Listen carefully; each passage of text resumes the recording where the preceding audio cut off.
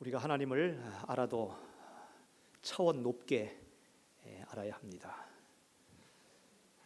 같은 신앙생활을 한다 하더라도 차원이 다르면 그 사람을 이해할 수가 없을 것입니다. 차원이 높은 사람은 너무 낮은 사람을 이해할 수가 없고, 너무 낮은 사람은 그 높은 사람의 그 가치와 추구하는 것을 다 이해할 수가 없을 것입니다. 입체적이라고 했는데 입체는 3차원입니다. 가장 낮은 차원을 얘기하자면 1차원적인 사람이겠죠. 1차원적인 사람은 직선의 사람과 같아서 그 사람이 볼 수 있는 시야는 앞과 뒤밖에 없습니다. 그 1차원적인 사람보다 조금 차원이 높다 하면은 2차원적인 사람이겠죠. 2차원적인 사람은 앞도 보고 뒤도 보지만은 또 좌도 보고 우도 볼 수 있는 평면적인 사람입니다. 1차원적인 사람이 생각할 때는 놀랄 만한 일이죠. 아니 어떻게 고개를 돌려서 좌도 보고 우도 볼 수 있을까? 하지만 이들의 대화를 3차원의 사람이 본다면 애들 장난하는 것 같을 겁니다. 뭐 그거 앞과 뒤와 좌와 우가 그 정도 가지고는 아니죠. 다각도로 볼 수 있는 그러한 체감하는 그러한 모습이 입체적으로 아는 것입니다. 이런 사람은 앞뒤 좌우에 답이 나오지 않아도 위를 볼 수 있는 사람이고 아래로 파고들 수 있는 입체적인 그러한 사람입니다. 저는 2019년도를 시작하면서 우리 라입지기 교회에 속한 우리 모든 지체들이 주님과 동행하되 실실 동행하는 것이 아니고 1m, 5m, 10m 떨어져서 물고기 바라보면서 그렇게 동행하는 것이 아니고 주님과 더불어 딱 붙어서 다각도로 주님을 알고 주님을 더 심층 있게 알고 주님을 더 넓게 알고 주님을 더 심오하게 주님을 입체적으로 경험할 수 있기를 간절히 바라는 마음에서 오늘 이 말씀을 나누는 것입니다. 이것을 조금 더 구체적으로 얘기한다면은 영어의 이니셜을 따가지고 저는 이 3이라고 하는 영어 발음이 가장 싫어요. 사실은 제가 가장 못하는 거거든요. 3, 이거 혀를 내밀라고 하는데 3H, 그냥 3 하면 가장 편한데 3H, 3H입니다. 3H. 입체적으로 하나님을 우리는 1H도 아니고 2H도 아니고 3H. 그 3는 무엇인가? 오늘 포인트는 자동적으로 3포인트가 될 것입니다. 이제 한 포인트 끝났네 하면서 시간 가는 것에 대해서 너무 신경 쓰지 마시고 그냥 한 포인트 한 포인트 함께 따라가면 좋겠습니다. 첫 번째 H는 헤드입니다. 헤드. 주님을 우리의 머리로 알고 지식으로 알고 아는 게 있어야 됩니다. 믿는다고 하면서 믿는 내용이 하나도 없으면 도무지 뭘 믿고 있는다는 것입니까? 믿는다고 할 때는 우리는 들음에서부터 나게 되는 그 들음, 그 청력, 그리고 거기에서부터 우리 속에 정보가 들어와야 되는 것이고 지식이 있어야 하는 것이죠. 욥이 그러했습니다. 욥이 그의 모든 시련과 어려움을 겪기 이전에 그는 주께 대해서 귀로 듣기만 했었습니다.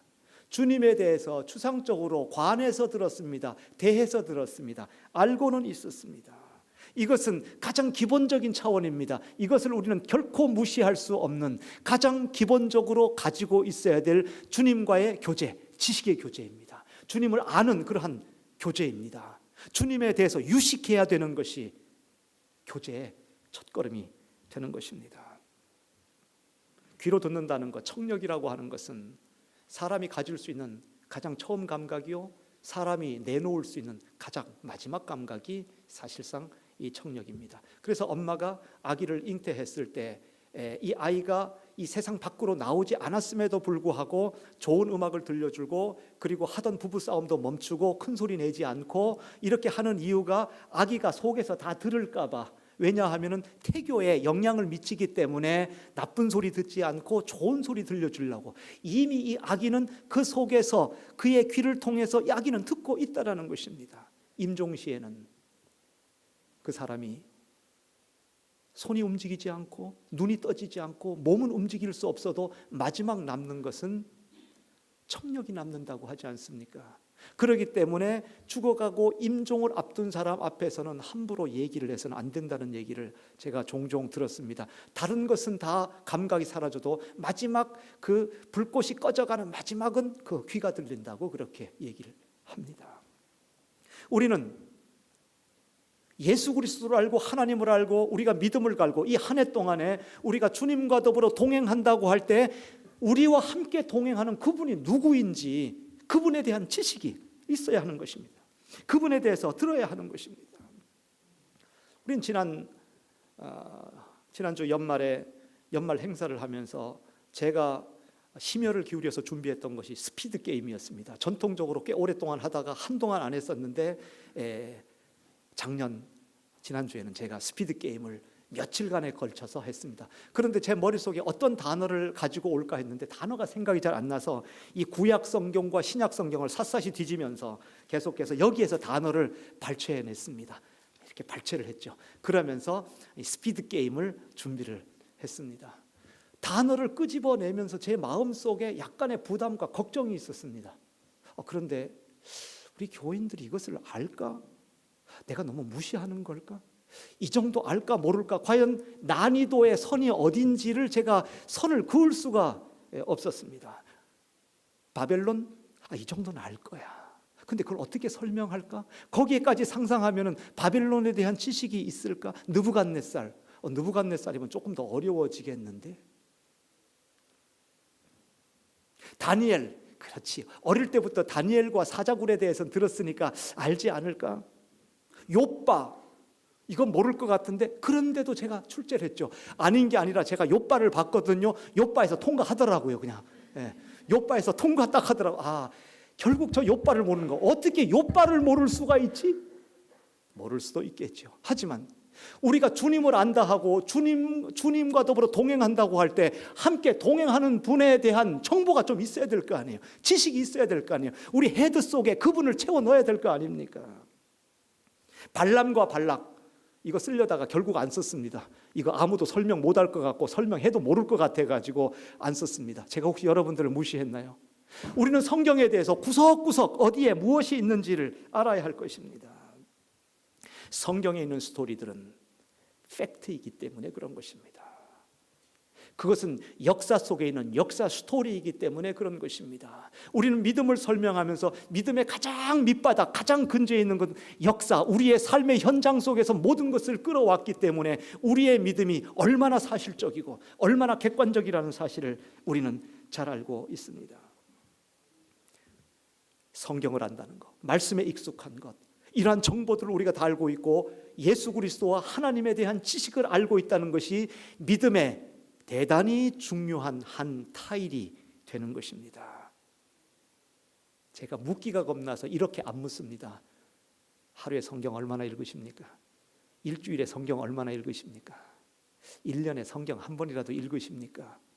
안 묻는다고 해놓고 이렇게 얘기하는 건 이미 묻고 있는 거나 마찬가지고 단지 답변을 요구하지 않을 뿐이지 여러분의 마음속에 내가 얼마나 하나님에 대해서 무식한지 내가 얼마나 하나님에 대해서 깊이 알고 있는지 이분의 스토리와 이분의 역사와 이분에 대해서 내가 얼마나 알고 있는지 아무쪼록 2019년도 하나님께 대해서 유식할 수 있기를 바랍니다. 호세아는 이스라엘을 향하여 이렇게 얘기합니다. 내 백성이 지식이 없음으로 망하는도다. 내가 지식을 버렸구나. 저희들의 머릿속에 하나님을 버려버렸습니다. 지식이 없습니다. 하나님에 대한 지식이 없습니다. 시편 1편에서는 복 있는 사람에 대해서 얘기합니다. 새해가 되면서 복 많이 빌었죠. 하도 복을 많이 받아갖고 배불러 죽겠어요. 복 많이 받으세요. 그런데 진짜 복 있는 사람은 어떤 사람인가? 여호와의 율법을 즐거워하여 그의 율법을 주야로 묵상하는 자로다. 이런 사람이 복 있는 사람입니다. 한 해 동안 2019년도 복 받기를 원하십니까? 말씀의 지식이 있는 것이고 그리고 그 율법과 그 말씀을 주야로 묵상하는 자. 사도 바울 유식한 사람이었습니다. 가말리엘 문화생으로 바리새인 중에 바리새인이고 율법에 능통한 자였습니다. 그리고 또한 로마 시민권을 가진 사람이고 길리기아 다소에서 태어나서 그는 이미 이 소아시아 이 이 헬레니즘 문화에 대해서 익숙했었던 그런 사람입니다. 분명히 언어에도 능통했었던 사람이었을 것입니다. 많은 지인이 있었습니다. 정치적인 종교적인 영향력도 있었던 사람입니다. 그럼에도 불구하고 그가 고백하는 것은 예수 그리스도를 아는 지식이 고상하여, 저는 그 성경 구절을 읽을 때마다 고상하다는 단어가 그렇게 고상할 수가 없어요. 예수 그리스도를 아는 지식이 그 세상의 어떤 지식보다도 고상하여 이 모든 것을 배설물처럼 버렸다고 얘기를 하고 있습니다. 여러분, 어떤 지식을 많이 가지고 있습니까? 그럼에도 하나님을 아는 지식에 대해서는 인색하지 않습니까?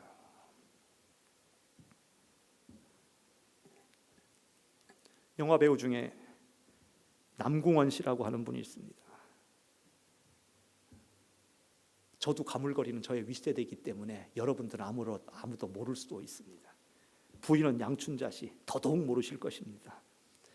그 둘 사이에는 일남 이녀의 자식을 두었는데 자식을 잘 키웠다고 어느 글에 이렇게 있습니다. 그분들의 신앙 고백적인 글입니다. 그러면서 그 아들은 하버드 수석으로 나왔고, 그리고 딸내미 이름이 홍나리 씨, 동양 여성 가운데 최초로 베를린 필하모니 정식 단원이 되었다, 이렇게 거기에 소개되어 있고, 그의 누이 홍성아 씨는 뉴욕 대학에서 MBA 경영학 석사를 졸업했다. 보니까 그 사람이 가장 별 볼 일 없는 것 같아요. 뉴욕 대학에서 MBA 해도 아무것도 아닌 것 같아요, 보니까. 이렇게 훌륭하게 이렇게 다 키웠다고 하는 거죠. 그러면서 꼭 이렇게 수석하고 잘하고 하는 사람들 인터뷰할 때 꼭 못된 거 얘기하죠. 과외 공부 한 번도 한 적 없고 그냥 학과목에 충실했다 그러고 열받아 죽겠어요. 그렇게 이제 쭉 얘기를 다 하는 거예요. 그러면서 정말 이 부부가 하는 얘기가 우리는 우리 자녀들을 위해서 과외 공부를 시켜본 적이 없대요. 그러면서 딱 하나, 과외를 딱 하나 한 것이 있다고 하는 것이, 이게 무엇이냐고 하면은 이 아이들이 어릴 때에, 청소년 시절 때에 교회 전도사님이나 목사님을 초빙해가지고 성경 공부 과외를 시켰대요. 저는 그 글을 이렇게, 신앙의 고백글인데 그 글을 이렇게 읽는 순간, 야, 이거 봐라, 지금 영어 수학 과외하기도 바쁜데, 그리고 거기에다 돈을 투자하기도 바쁜데 성경을 가르치겠다고 전도사님이나 목사님을 초빙해가지고 그걸 과외 공부시켜. 신선한 충격이었습니다. 그것이 어느 정도 사실인지 어느 정도인지는 모르지만 적어도 나왔던 그 글을 이렇게 보았을 때, 그래, 우리가 우리 자녀들에게 어떠한 교육을 시키고 있는가. 우리 청소년들 오늘 경배 찬양한데 너무 흐뭇하고 너무 훌륭하고, 너무 좋았어요. 우리 자녀들에게 어떠한 교육을 시키는가, 그 교육도 중요하죠. 하지만 다른 교육에 대해서는 내가 과외를 시키지 못한다 할지라도 이 아이들에게 말씀을 가르치는 것, 이 아이들에게 하나님의 지식을 주는 것, 이 아이들에게 인생의 가장 근본적인 그 질문과 가장 철학적인 질문과 인생의 수수께끼에 대해서도 답해 줄 수 있는 이와 같은 근본적인 이 지식을 주는 것이 얼마나 귀한 일인가. 첫 번째 포인트를 끝내면서 아무쪼록 이 한 해 주님을 아는 지식이 더해갈 수 있기를 바라며 무식하지 않은 유식한 그리스도인이 되기를 주님의 이름으로 축원을 드립니다. 저는 과외비 안 받으니까 목사님 과외 좀 해주세요. 출애굽기 잘 모르겠어요. 민수기 모르겠어요. 그러면은 제가 과외 공부하러 쫓아가도록 하겠습니다. 전사님도 있고 여기 목사님도 있고 다양하게 있으니까 부처님 다른 공부는 못 시키더라도 주님, 내 머릿속에 우리의 해들을, 이 문외아가 아니고 빈머리가 아니고 골빈 사람이 아니고 우리의 머릿속에 그 세상의 어떤 지혜보다도 주님을 채워나갈 수 있기를 바랍니다. 두 번째 포인트, heart입니다. heart. 이 발음도 제가 굉장히 싫어하는 발음 중에 하나입니다. 그냥 하트면 하트인데 heart 이렇게 하려니까 굉장히 부담스러운데, 이 헤드에서부터 이 지식이 그곳에 머물러 있어서는 안 되고 이것이 우리의 마음까지 와 있어야 된다는 것이죠. 우리의 옛말이 성경 말씀은 아니지만 참 묵상하고 마음속에 새길 만한 말들도 참 많이 있습니다. 백문이 뭐라고요? 저희 세대만 쓰는 것이 아니고 보니까 여러분도 다 쓰시긴 하는군요. 백문이 불여일견이다. 즉 100번 듣는 것보다 한 번 보는 게 낫다라고 하는 것이죠. 100번 듣는 것보다 한번 쭌바이슈필로 딱 보여주면 대번 가슴에 딱 와닿습니다. 머릿속에 수많은 이론과 논리로 많은 얘기를 하더라도 한번 쭌바이슈필 딱 보여주면은 이거구나. 성경 66권 가운데 저는 개인적으로 가장 읽기 어려운 구절이 있다면 출애굽기 25장에서 40장 말씀입니다. 찾을 필요 없으십니다. 그걸 보셔도 여러분은 잘 모를 겁니다.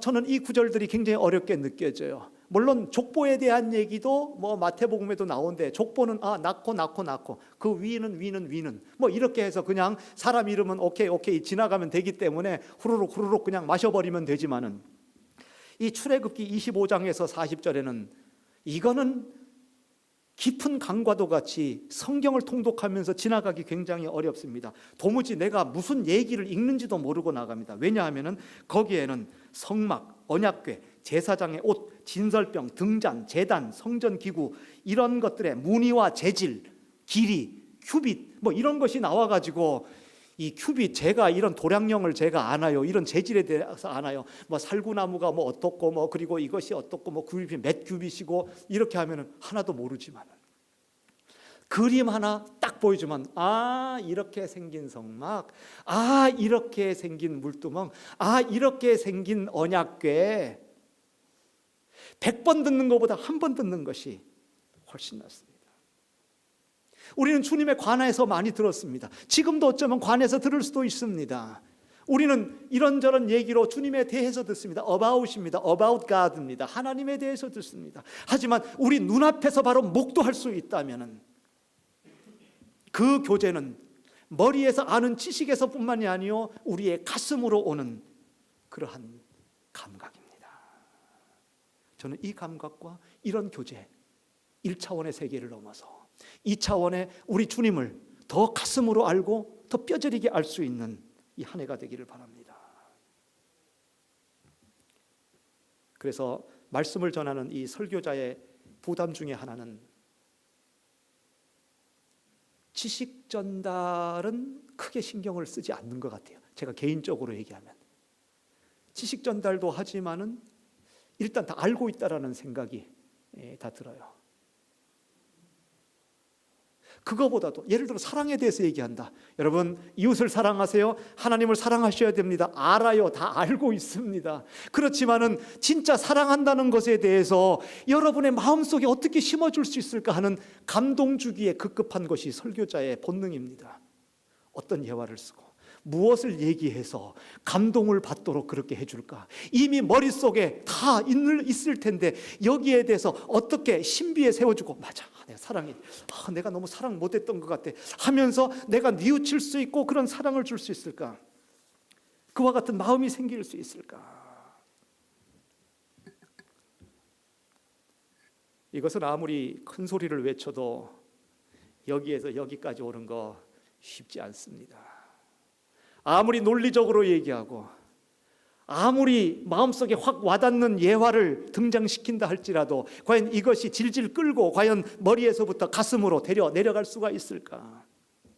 우리는 3H에 대해서 얘기했지만 그리고 오늘 거의 언급하진 않을 것이지만 마지막에 꼭 필요한 H 하나가 더 있다면 The Holy Spirit, 성령님께서 우리 머릿속에 여기저기 날개 달려서 떠돌아다니고 있었던 그러한 우리의 지식들, 우리의 모든 이러한 알고 있었던 내용들, 이 모든 것들이 머릿속에서만 우왕좌왕하는 것이 아니요 내 가슴 속에 뿌리 박히도록 하는 것, 이거 성령께서 해주셔야 하는 것입니다. 제가 못하겠습니다. 그래서 이미나 잘 알고 있었던 말씀들, 성경 속에서 이미 익숙했던 것들, 그렇게 귀가 따갑게 들었던 헌신과 예배와 사랑과 용서와 겸손과 양선과 절제와 수많은 이러한 것들이 어느 날 내 머릿속이 아니고 내 가슴속까지 박혀지기에는 신앙의 철이 들어야 한다 하는 것입니다. 뭐가 들어야 한다고요? 신앙의 쇠가 들어가야 한다는 것입니다. 신앙의 철이 들어가야 한다. 철이 들면 비로소 그랬구나, 그거 이미나 다 알고 있었지만은 철이 들 때에 내 머릿속에 있던 게 가슴으로 내 신비에 새겨진다는 것입니다. 그래서 우리 선배들은 종종 얘기합니다. 아유, 권 목사 이거 철들자 은퇴하네. 목회를 수십 년간 했습니다.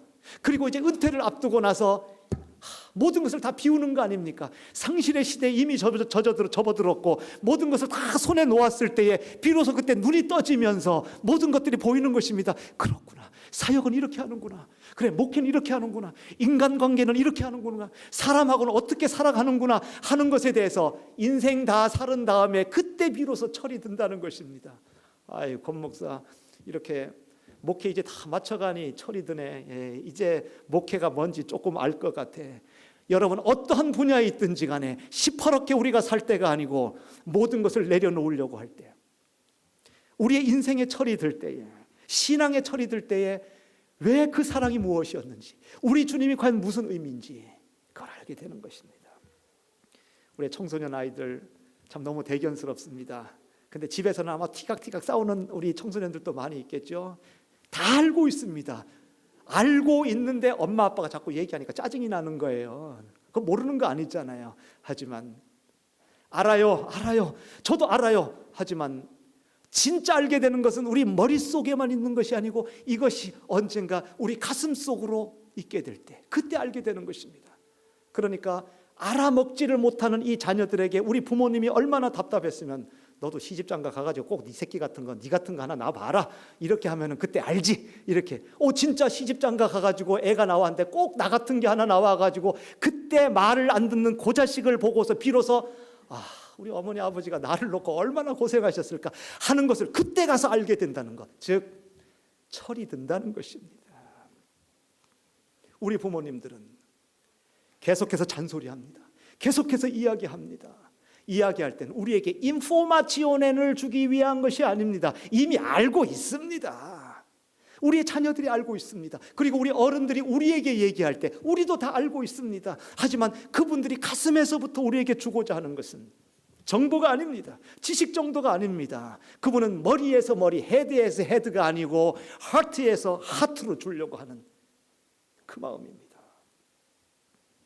그래서 지난 2018년도 가정의 달 중에 영어 문장을 제가 하나 인용한 거 있는데, 그 영어 문장은 그전에도 제가 잊지 않았고 그 이후에도 계속해서 마음속에 잊지 않고 있는 영어 문장입니다. 다시 한번 들어보시겠어요? Listen to your elders' advice.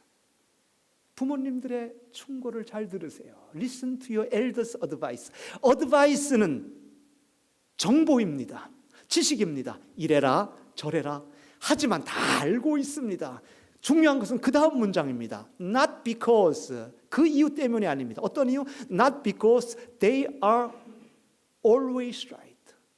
그들이 언제나 옳기 때문이 아닙니다. 옳은 것도 있죠. 하지만 부모님들도 틀립니다. 부모님들도 젊은이들이 판단하는 것보다도 틀릴 때도 있습니다. But because, 그렇지만은 왜 그분들의 인포마치오넨을 듣고 어드바이스를 듣는가? But because they, 천천히 발음할게요. 다 알아들으시게. They have more experiences of doing wrong. 그들이 잘못한 게 너무 많아서 평생 인생을 살아오면서 정말 후회스럽구나. 내가 이것만큼은 우리 자녀들이 그렇게 안 했으면 좋겠어. 너 그렇게 하지 말아라. 이렇게 해라. 알고 있죠. 하지만 우리의 부모님들은 헤드에서 헤드로 정보를 주는 것이 아니고 하트에서 하트로, 마음에서 마음으로 주고자 하는 것입니다. 저도 지금 그런 마음으로 열심히 이렇게 얘기를 하고 있는데, 우리 어른들이 한 얘기가 얼마나 머릿속에 많이 있는지요. 전문적으로 제가 끌어들이고 있는 것은 저희 아버님의 그런 한마디 말씀이죠. 지금도 벌써 몇 주 전에도 그 말씀 딱 또 다른 어떤 말씀을 주신 게 있는데 마음속에 담고 제 속에 어른들의 말씀을 저축해 둔 게 굉장히 많습니다. 그렇지만 약 10년 전에 그 이전에 그 아버님이 그렇게 말씀하시죠. 아들 목사, 눈 좋을 때 책 많이 읽어. 제가 여러 번 얘기했을 것입니다. 눈 좋을 때 책 많이 읽어. 알죠. 눈 좋을 때 책을 읽어야 되는 거 알죠. 뭐 시력 나빠지고 그리고 뭐 볼 수 없으면 어떻게 책을 읽을 수 있나요? 알죠. 하지만 진짜 알게 된 게 언제인지 아십니까? 어느 날 갑자기 아침에 일어났는데 책이 안 보일 때 그걸 알았습니다.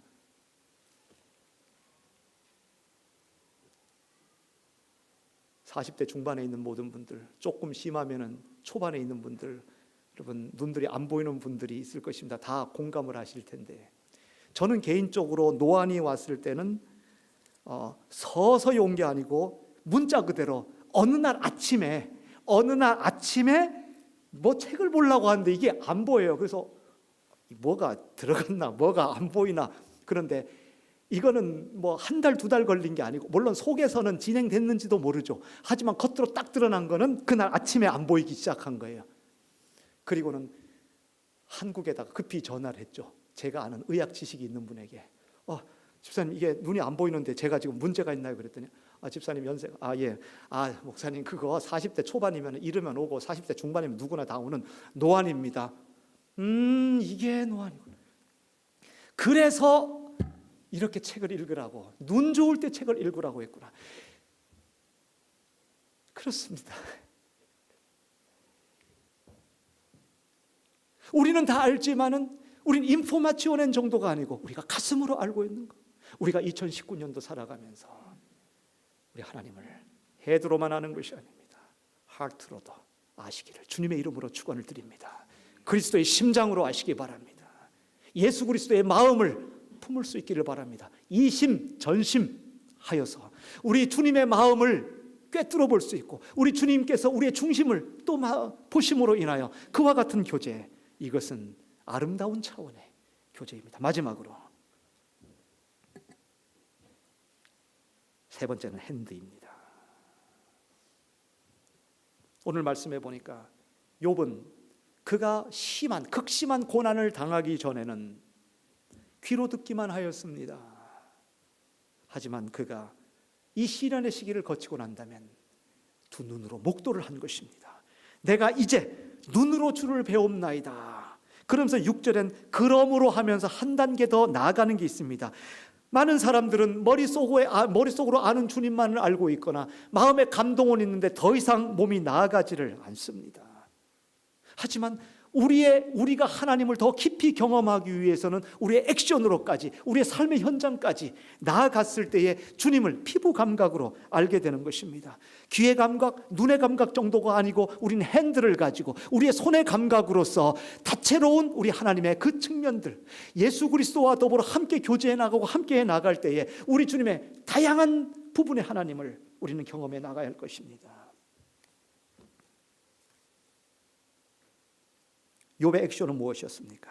그는 이렇게 고백합니다. 내가 스스로 거두어드리고 그가 말했던, 발언했던 것, 그가 품었던 모든 생각들을 절대적인 하나님 앞에 섰을 때, 하나님의 임재 앞에 섰을 때 그는 쭈릭할 수밖에 없었습니다. 그는 그곳에서 잠잠할 수밖에 없었습니다. 그리고 티끌과 재 가운데 슬픔을 이야기합니다. 자기 자신의 가장 낮은 모습과 초라한 모습을 이야기합니다. 재 가운데서 회개하나이다. 저는 이 표현을 봤을 때 욥이 뭐 그렇게 회개할 게 있을 것이지? 그는 의로웠기 때문에 오히려 사탄이 그를 가지고 하나님 앞에 시험한 거 아니야? 근데 그가 뭘 그렇게 회개할 것이 있는 것이지? 그는 하나님의 임재 앞에 섰을 때 다른 얘기 필요 없었습니다. 하나님 앞에 작은 자요, 부족한 자요, 죄인으로서 회개의 마음이 들었던 것입니다. 그는 하나님을 더 깊이 있게 삶 가운데 경험하게 되었습니다. 저는 이 욥을 보게 되면 베드로의 고백과 흡사하다는 생각이 듭니다. 베드로가 밤이 맞도록 물고기를 잡았지만 허탕이었습니다. 한 마리도 잡을 수 없었습니다. 아침에 주님께서 베드로에게 깊은 곳에 그물을 내리라고 하죠. 말씀에 의지하여 베드로는 그물을 던집니다. 그곳에서 많은 고기를 낚습니다. 고기를 낚고 그는 낚은 고기에 대해서 기뻐하지 않았습니다. 안 기뻐한 것은 아니지만 그것으로 그가 좋아가지고 난리를 친 것도 아닙니다. 또 주님이 과연 이 갈릴리 바다에 대해서 얼마나 지식을 갖고 있고 얼마나 이 어부의 지식을 갖고 있는가, 이분과 동업할까, 비즈니스에 대해서 생각한 것도 아닙니다. 그는 주님 앞에 나오면서 주님, 나를 떠나주십시오. 주님의 임재 앞에 그는 물고기 하던 모든 일들, 이 모든 것 가운데 자기 자신이 하나님의 임재 앞에 죄인이라는 사실을 알았던 것입니다. 우리는 이 한 해 동안 살아가면서 마지막 말씀처럼 우리는 머릿속에 있는 그러한 주님을 아는 것, 우리가 가슴으로 설레임과 하나님에 대한 것을 우리가 알고 있지만은, 우리의 그 깊은 감동이 있게 되지만은, 우리의 삶의 현장 속에 주님을 피부로 깨닫고 주님을 그렇게 경험해야 할 것입니다. 사랑이란 단어가 우리의 머릿속에 있다 할지라도, 사랑을 아무리 많이 얘기한다 할지라도 마음속에 뜨거운 사랑으로 이 사랑이 가슴까지의 여행이 있어야 됩니다. 감동으로 젖어들었던 이러한 사랑이 우리의 손끝 발끝으로 표현되어지는 삶 속에서의 사랑, 체감할 수 있는 사랑, 3차원적인 사랑, 입체적인 사랑이 거기에 있어야 하는 것입니다. 하나님께서 당신의 아들, 외아들 예수 그리스도를 우리에게 보내신 것은 당신이 사랑이시기 때문에 그런 것입니다. 하나님은 사랑이시라. 하나님이 세상을 이처럼 사랑하셨기 때문에 독생자를 주신 액션이 거기에 있었던 것입니다. 누가복음에 보면 한 율법사가 예수님을 시험하기 위해서 나옵니다. 그리고 영생을 얻는 방법에 대해서 묻죠. 선생님, 내가 무엇을 하여야 영생을 얻으리이까? 그때 주님께서는 율법사를 알고 있었습니다. 내가 무엇을 알고 있고 율법에서는 뭐라고 얘기를 하더냐? 율법사는 이렇게 얘기합니다. 내 마음을 다하고 목숨을 다하고 힘을 다하며 뜻을 다하여 주 너의 하나님을 사랑하고 또한 내 이웃을 내 자신과 같이 사랑하라. 사랑에 대해서 최고의 계명으로 얘기하고 있습니다. 율법사가 얘기한 게 틀린 말입니까? 맞는 말입니까? 맞는 말입니다. 그래서 우리 주님께서는 이렇게 말씀하십니다. 내 대답이 옳도다. 그러면서 곧바로 하시는 얘기가 이를 행하라. 그러면 살리라. 네가 지금 지식을 갖고 있지만은, 영생에 대한 지식을 가지고 있지만은 이것을 행하라. 네가 사랑 얘기했다면, 그 계명에 대해서 얘기했다면 그것이 감동으로 와 닿을 뿐만 아니라 이미 이 율법사는 감동은 없었을 것입니다. 이것이 손끝 발끝으로 과연 나올 수 있는가? 이것을 행하라. 그러면 네가 영생을 얻게 될 것이라고 얘기하는 것이죠. 그러면서 여전히 꿈벅꿈벅거리면서 이해하지 못하고 전혀 못 알아먹는 것 같은 이 율법사와 그리고 주변에 있는 사람들을 향하여 주님께서는 그 유명한 사마리아인, 선한 사마리아인의 비유에 대해서 이야기를 하게 됩니다. 예루살렘에서 여리고로 가는 어떤 사람이 강도를 만납니다. 다 죽어가는 그 사람을 제사장이 보고 그냥 지나쳐버리고 율법사가 보고 그냥 지나쳐버립니다. 그들은 사랑에 대해서 알고 있었습니다. 이론에 대해서 알고 있었습니다. 하나님에 대해서 알고 있었습니다. 그럼에도 불구하고 삶의 현장 속에서 사랑은 전혀 나타나지 않았던 것이죠. 하지만 세 사람 가운데 마지막 사람 사마리아인은 유대인들이 멸시하는 사람들이었습니다. 별로 친한 사람들이 아니었습니다. 하지만 이 사마리아인은 쓰러져 죽어가고 있는 이 강도 맞는 사람을 상처를 싸매어주고 그를 자기의 나귀에 태워서 그리고 주막까지 데리고 와서 그 주막 주인에게 이 사람을 잘 보살펴주라고 합니다. 그리고 혹시 이후에 돈이 더 들면은 내가 오는 길에 배짤렌 해주겠다고 그 약속까지 하는 것이지요. 주님께서는 율법사와 그리고 다른 주변에 있는 사람들에게 이야기하면서 율법사에게 가서 너도 이와 같이 하라. 가서 너도 이와 같이 하라. 너 많이 알고 있구나. 네 헤드 속에는 많은 것이 있구나. 하트 속에서도 있는지 모르지만은 과연 네 손이 움직이고 있느냐. 그렇게 우리의 삶 속의 액션으로 주님과 더불어 함께 교제할 때 우리는 주님을 머릿속으로만 아는 것이 아니요, 가슴으로만 아는 것이 아니요, 우리의 삶의 현장 속에서 주님을 피부로 체감할 수 있는 것입니다. 아무쪼록 귀로만 듣던 주님을 우리의 눈으로 목도하여 내 눈으로 봅니다 하는 고백, 눈으로 볼 뿐만 아니라 그러므로 주님, 내가 티끌과 재에 앉아서 이렇게 회개하나이다 하면서 하나님을 삶 속에서 절대적인 하나님의 임재 앞에 내 자신을 그분과 더불어 함께 느끼고 함께 동행하고 경험할 수 있기를 주님의 이름으로 축원을 드립니다. 이제 우리의 감각은 청각 정도가 아닙니다. 시각 정도가 아닙니다. 감촉입니다. 감각입니다. 피부의 감각이라고 하는 것은 그 어떠한 감각보다도 강한 감각 아니겠습니까? 벌레가 기어가는 것 같으면 간지러운 감각, 마사지를 꾹꾹 눌러주면 압력의 감각, 차가운 거 만지면 차가운 감각, 뜨거우면 뜨거운 감각, 아프면 통증, 아픈 감각, 또 무슨 감각이 있겠습니까? 시원한 감각, 오만 가지 감각이 우리의 피부에 있습니다. 우리는 1차원적인, 2차원적인 것이 아니요 3차원적인 그러한 입체적인 하나님을 경험할 때, 여러분 신앙생활이 따분하셨습니까? 하나님과 더불어 함께 기도하면서 이게 응답되는지 어떤지 잘 경험하지 못했습니까? 하나님하고 동행을 하시되 1m, 5m, 10m 떨어진 하나님이 아니요 하나님과 더불어 허그하면서 살아갈 수 있기를 바랍니다. 하나님과 더불어 스킨십을 함께 할 수 있기를 바랍니다. 하나님의 위로의 감각과 하나님의 그 함께 하시는 감각, 그 따뜻함을 또 느껴볼 수 있기를 바랍니다. 철저하게 삶의 모든 일들, 그리고 무슨 일이든지 무엇이든지 하나님과 더불어 2019년도 함께 살아갈 때에 우리가 하나님을 아는 것은 head, heart, 그리고 hand, 이 모든 것들이 스택도제의 이 플러그에 꼽아서 마치 전류가 통하듯이 Holy Spirit, 성령께서 이 모든 것들을 뜨겁게 데워줌으로 인하여 2019년도 새해를 맞으면서 입체적 하나님을 경험하라 하는 이러한 표를 마음에 품고 욥의 고백을 우리의 고백으로, 고난은 빼기를 주님의 이름으로 축원을 드리지만 그 고난은 없기를 바라지만 우리의 감각이 무척 예민하여서 우리의 헤드가 열리고 우리의 마음이 열리고 우리의 손의 모든 피부의 감각이 열려서 몸으로 얘기해 줄 수 있고 체감할 수 있고 체질화되어질 수 있는 주님의 동행하심이 우리의 모든 지체들과 함께하기를 주님의 이름으로 축원을 드립니다. 우리 함께 기도하겠습니다.